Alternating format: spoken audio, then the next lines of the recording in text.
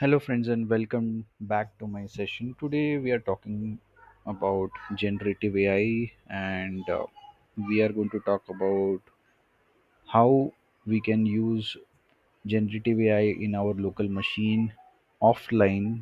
Can we even run it? And if yes, which are those models which we can use in our local machine? Which are models which we cannot use or will require more resources and power, and hence it will be very difficult to run it on local laptop or computers. So first of all, I'm going to talk about two models which are which we are going to use: DistilGPT2 and TinyStories. These are very small models or large language models, um, which has its own limitations. But the good thing is we can run these models locally and generate content. To start with, generative AI is something where you generate which was not existing before. The content that is generated was something that is completely new, and hence the term Gen AI. So let's see the four models that we are comparing, and the two models why we have selected it to run on a local basis. And this entire video is only for study purpose. So the model that we are going to demonstrate today is Tiny Stories, which has only 1 million parameters.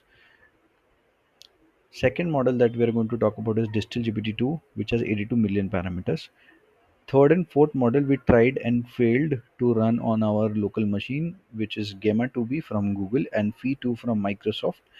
Gemma-2B has 2 billion parameters. We could not even register or start with initializing the model. Phi-2 from Microsoft, I was able to download it. It was around 10 GB of total model weight size, having 2.7 billion parameters. I was able to initialize that model in my local laptop machine. However, when I gave prompt to it, it ran endlessly, and at the end of the day I had to stop my web app and remove it completely for this demo. So what I know is it is very much powerful, and will give a very relatively better response or better content. However, for today's you can say understanding of Gen AI session, we are going to use Tiny Stories and Distil GPT-2. So let's move forward and move towards our tab on generating content, text content basically. I'm going to initialize Tiny Stories to start with. Tiny Stories, if I talk about Tiny Stories, you can say that it was created in such a way that it creates stories which typically 3 to 4 year old usually understands. So its vocabulary is limited, and as we mentioned, the number of parameters are also far less.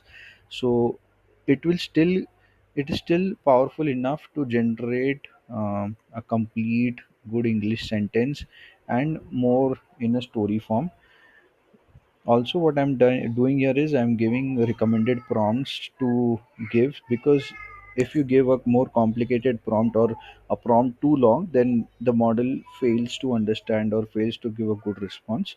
So let me give a prompt to Tiny Stories and see what it is going to generate. A big animal lived in a place. Max new token talks about the output length. We will keep it to minimum because these models are as we move towards bigger output length, then it generally doesn't give that good of a response. I've seen that. We will experiment and I will show you that as well. And the temperature or creativity part, we can keep it to zero point 0.7. This is the creative liberty of the model, how much you want to give it. So let's generate and see what happens. This is going to be a continuation, the generated response of the prompt that we have given. So let's read and see. A big animal lived in a place. The cage was very old and made loud noises with its ears. One day The cat heard a loud noise coming from behind it. So it basically truncates that on the output length to 30. We can increase the output length to maybe 50 and see in this time how what it is generating. So this is even bigger of an output. And let's read out. A big animal lived in a place. It was a very old and he wanted to see it up close. Timmy asked, "What is that?" The animal replied, "It's just a secret place for us to live." Timmy said goodbye to the creature and walked. So a good tiny story and a 3 to 4 year old can understand. This is the expected output from tiny stories gen AI model. Let's move towards DistilGPT2, and I'm initializing this model in my app. Once I've initialized it, DistilGPT2 basically completes a sentence. So let's write a sentence which is half and see whether it is able to complete and what does it generate as an output. Rose smell, and that's it. This is my half phrase, and again I'm going to keep it to minimal, maybe 30, and this is fine, point 0.7 as the creativity. A rose smell of smoke. A large number of people were wearing masks in the afternoon. We want to know what caused this outbreak and why it has. So it has not only completed this sentence, it has also given another sentence. So this has generated completely new response. And let me increase number of out the length of this output to 50 and see what this generates this time. A rose smell of the black market in Houston, Texas. The company said it is working to make sure that shoppers are treated fairly and properly during shopping hours at stores around town or online for free on Thursday morning, meaning customers can get a better idea when they. So if you see the when I increase the output length, it is still able to generate a good response. uh, Basically it starts, we give a prompt, it starts with that and like moves forward. I am going to give another response. I have a Honda Amaze car, and I'm going to increase the length to, let's say, maximum. I don't know how it will react. Creativity is still zero point 0.7, and let's generate the output and see. The video was taken by an employee at the company's department.